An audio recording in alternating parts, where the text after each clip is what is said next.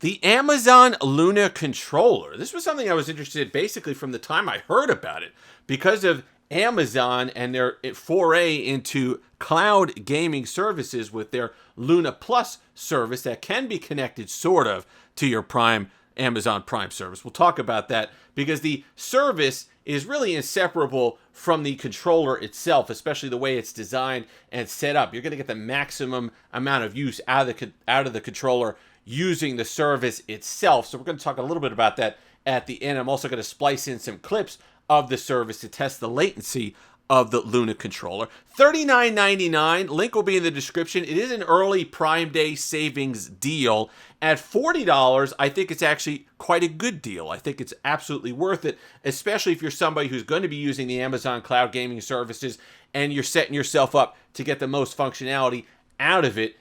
$70 regularly, that's where it tends to fall off a little bit, especially when you're now in the position to get an Xbox controller, a PlayStation controller. You could hook those up to your tablets through Bluetooth, use them on a lot of these services, and then also have it hooked up to your PC, which this does as well. We're going to talk about that in a moment. But for $39.99, I think a good deal. So let's talk about it. First off, build quality, really nice. Has a good weight to it, really solid. The buttons are good. The A, B, X, and Y buttons are quite nice. They're tactile. They're quite clicky. That's good. The directional buttons themselves are good. There's a good positive click there. You're not going to know whether a lot of times you get these controllers that are quite bad and they're a little mushy. You don't know whether you're pushing down and up at the same time, whether you've activated it or not. You're not going to have that problem with the Luna controller. You'll know if you've activated these buttons, basically L3 and R3 pushing down. The one weakness is the D-pad, a little bit mushy, and the reason why that's a little disappointing is that because they do have a retro gaming section in the Luna gaming app. So if the Street Fighter was on there, so if you're kind of doing your Ken whatever moves, it's going to be a little tougher on this mushy pad. I would probably still use the analog stick and get the most functionality out of it. I would have liked to have seen a little bit more tactile functionality on the D-pad itself. Otherwise, buttons pretty standard. Your menu button, start kind of button. You have your microphone, I guess this is to mute, and then you have an Alexa button here because this can be paired with a Fire TV as well as the Fire tablets, which is where you really start to, if you start adding it all up, all the different bits of the ecosystem that this could be used for, you start seeing some of the value. Bumper, left and right, of course, and then the trigger buttons, which are quite nice. Not as good as an Xbox controller, but for $40, not bad whatsoever. I do want to talk about the vibration motor and the haptics. Quite nice. Really solid, really positive. You get a good feel for the drive. When I was driving, I had some good force feedback almost on here on this control when I was playing Dirt 5, and that was through the tablet, through the cloud gaming, which was quite nice. And then you have a headphone jack here at the bottom because you can't get the audio through here in and out. So you could plug your mic in, and it's just a regular standard 3.5 millimeter headphone jack, which is nice. They didn't put some sort of proprietary thing on there. And then, of course, you have the Luna button here, which is your start or your power up button. You hold it, and that's how you pair it to different devices. It'll tell you what player you are. It'll tell you if you're connected. The great thing is about, in addition to the Bluetooth, it also has Wi-Fi, which is quite nice. You don't have to worry about the distance to whatever TV that you're playing it on or all this. It'll actually connect through the Wi-Fi in your home through your Amazon account. So it kind of meshes in with all your Echo Dots and all the rest of it and all your hubs to be part of that. And that's quite nice as well. So it uses that information and it syncs it up. The other cool thing is, listen, they're Amazon basic, but much like, unlike a lot of other things nowadays, they come with a pair of batteries, so which is quite nice, and instructions, of course, on how to using it. Now, the most important thing to me with any of these Bluetooth controllers or using them is latency. So we're going to splice in a couple of clips right here. It's me playing Dirt 5. Really nice. You can see going through the menus. We're going to have another clip of Skatebirds a little bit later on going through the menus, but very low latency, which is good, and very responsive, which is a heck of a lot better. And this is where I'm going to give the Luna Plus service a little bit of credit here. Heck of a lot better than Xbox Game Pass. I understand that's still in beta or whatever they're doing with it.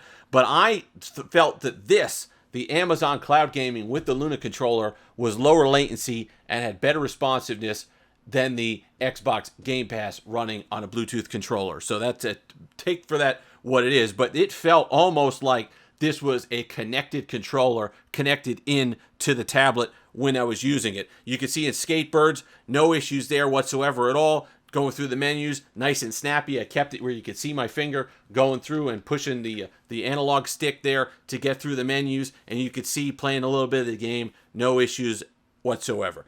So, the other thing that you're going to need to know is that it is USB-C, okay? If you plug it into your PC, which you can use this. I have used this on PC. It is quite good, especially if you're not using the D-pad. You're just using the other buttons. You're going to think of it just like, it's going to feel to you just like an Xbox Series X controller, so you're not going to have any issue there. But when you do plug it in to your PC and the USB-C slot, it's going to take over. It's going to hijack your PC audio.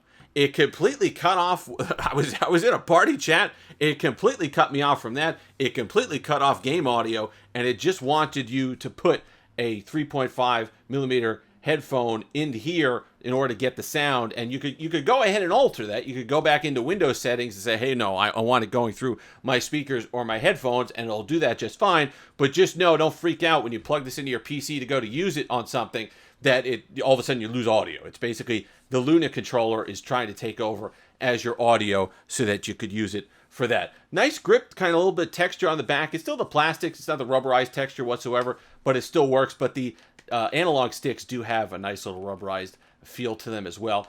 Overall, I got to say, for $40, you could do a heck of a lot worse when it comes to these controllers. It works well. It's something that if you're going to use their Amazon Gaming, if you're going to use it with a Fire tab, it works really well with the Fire tab. No problems pairing up whatsoever. It took seconds. It kept the connection. When I turned it off and then turned it back on, it was able to pair up again without any problem. Works great with I tried it with the HD10, the Fire tab 7. No issues. Great if you already have one of those Alexa Fire TVs and you want to do a little bit of light gaming, and even more than light gaming, to be perfectly honest with you. The titles are quite impressive. If you have Ubisoft, if you have an Ubisoft account, you could get a lot of nice titles. I don't agree with the price. I think it should be included with Prime. It's another $9.99 a month, and that's not even including all of the stuff. There's like a retro section that's another $5 a month. It could get expensive in a hurry, but if you're somebody that likes gaming, doesn't have an Xbox, doesn't have a PlayStation, even if you do and you're looking for something a little light on the side that's going to work with your television, going to work with your tablet on the go, it's going to work with your mobile phone. In fact, they have a nice mobile phone stand that could hook in. It basically hooks into the controller, and then you can have your phone up top here. It works with that really well. So there's a lot built into this. And if you're somebody that's okay with that, you want to play, there's some AAA titles on there from a few years ago. There's some nice, some of the Yakuza games on there, like Dirt 5 is on there. There's some decent titles, so you're not getting completely ripped off for that money. But you got to make sure it's games that you like before you're shelling out $9.99. And there is a 7-day trial, so if you're unhappy with it, you could go ahead and cancel. Links to all that will be in the description. Overall, $70. It would give me some pause. $40. I think you're doing all right. Just the build quality and the heft alone, just to use it as a PC controller, just a regular Bluetooth controller, I was very pleased with the performance, because a lot of times, the controller Bluetooth kind of wireless is secondary. This one, because of the way it's meant to be used, seems to put a priority on that, and it shows. It's low latency, and it's quite nice to use. If you've made it this far, like, comment, subscribe, all that fun stuff. Until next time, have that Steve-licious day.